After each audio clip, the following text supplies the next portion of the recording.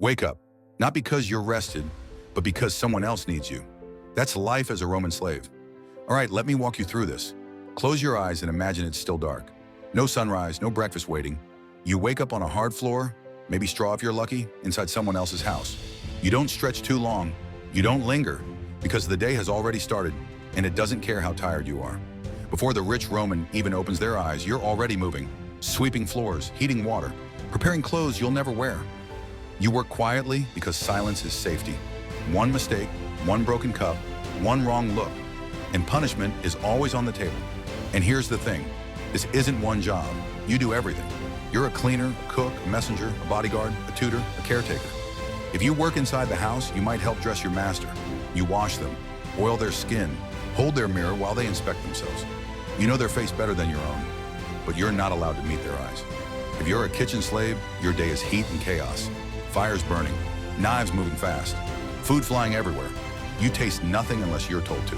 And if the meal isn't perfect, it's not the food that gets punished, it's you. Some slaves work outside, fields, roads, construction, endless labor under the sun. No shade, no breaks unless someone feels generous. These slaves don't expect comfort, they expect survival. Many don't make it past their 30s.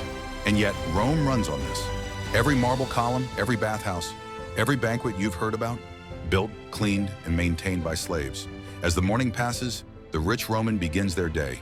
Clients arrive, politics happen, and you're there the whole time, standing behind walls, carrying messages, watching power move around you while having none of it yourself.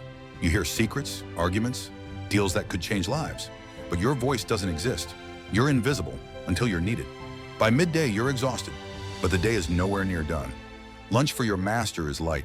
For you, maybe scraps, maybe nothing. Eating depends on where you rank. Household slaves might get leftovers. Field slaves might get grain and water. Either way, it's fuel, not pleasure. And rest? That depends on your owner's mood. Some Roman masters were cruel. Others were complicated. They might reward loyalty. They might free a slave after years of service.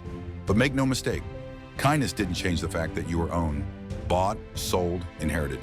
In the afternoon, the house gets busy again. Baths need preparing, clothes cleaned, floors swept. Again, Rome is dusty, always dusty. If there's a public event or games at the amphitheater, slaves move ahead of time to secure seats, carry cushions, manage crowds. You're everywhere, always working, always alert. And if gladiators are fighting, you hear the crowd roar. You hear death, and you understand something very clearly. Rome loves spectacle, and slaves are part of it. Some fight in arenas, some die in mines, some vanish without anyone noticing. As the sun sets, you might think the day is ending. It's not. Dinner is the longest, hardest stretch. Banquets can last for hours. You serve food, pour wine, clean spills, listen to laughter while standing on aching feet. You move quickly, carefully, endlessly. You smile when spoken to. You disappear when not. This is where things get dangerous. Drunk guests, sharp tongues, short tempers. One wrong move can end very badly. But you endure, because endurance is survival. Late at night, when the guests finally leave, you clean. Again, plates, floors, everything. Only then do you return to your corner, your space, your exhaustion. And tomorrow? Tomorrow is the same. Now here's the part people don't always talk about. Not all slaves were unskilled laborers. Some were doctors, teachers, accountants, even philosophers. Educated slaves were valuable, trusted, sometimes respected, but still owned. Freedom was possible, rare but possible.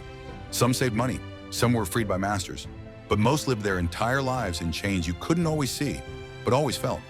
So when you hear about the luxury of ancient Rome, remember this. Every soft bed, every golden plate, every quiet morning in a mansion was paid for by someone who never had a choice. Different lives, same city, same sun rising and setting. That's a day in the life of a Roman slave.